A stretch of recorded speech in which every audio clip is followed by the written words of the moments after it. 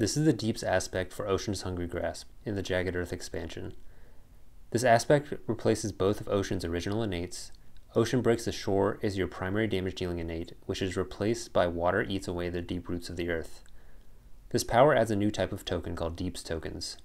The innate adds a Deeps token to a coastal land at Tier 1, a second token to a different land at Tier 2, and a third token to a coastal land at Tier 3. Your original second innate, Pound Ships to Splinters, is a fear generator that accelerates the game towards an end state as the inland lands ravage and blight. This is replaced by Reclaim by the Deeps, which deals 1 damage per Deeps token to towns and cities.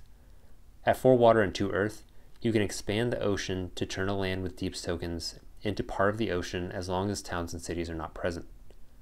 So now the gameplay loop is to pour Deeps tokens onto the coast as fast as possible. If we look at the elemental thresholds for Reclaimed by the Deeps, the first tier is only 2 water and 1 damage per Deeps token, but then you can repeat the power at 2 moon and 3 water, which is relatively easy to get to, especially when you uncover the moon and water from your top track. At 2 Deeps tokens, you can repeat and start hitting cities for decent damage. At 4 water and 2 earth, that's when you can start turning coasts into ocean, and this can be repeated as well using the 3rd tier. With this aspect, you're extending the ocean, but the trade-off is that you no longer have the innate that easily drowns buildings. This means that your energy gain is not as good as it used to be, which leads downstream to not using as many major powers. A really interesting way of encouraging many minor card plays, because you want the bigger elemental thresholds as well. Additionally, these new innates have range 1 instead of range 0, like the original innates, so having your presence actually on the coast is less important. Usually in base Ocean, I'll take growth option 3 on turn 1 to get to 2 card plays and to place presence on each coastal land.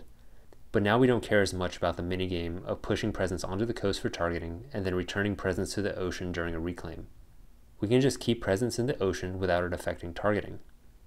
We need card plays and energy because we're drowning way less things.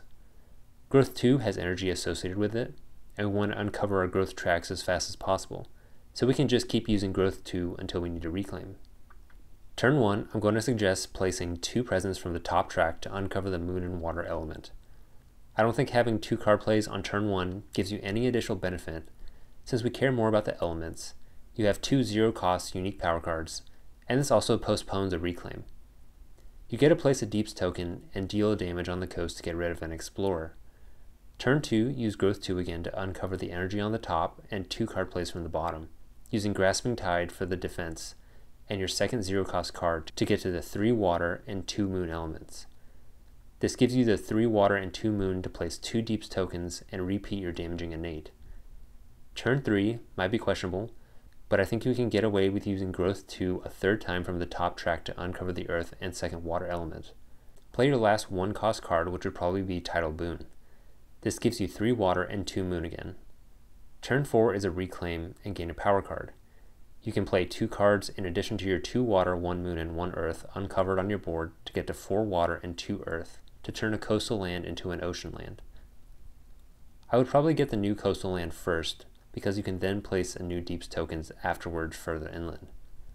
Note that you have to have all the buildings gone from the land before you can submerge everything.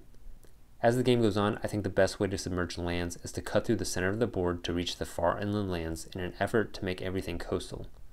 Overall, this aspect is a mechanically interesting and thematically excellent way of encouraging a minor power focused ocean. Thanks for watching, and I'll see you in the next video.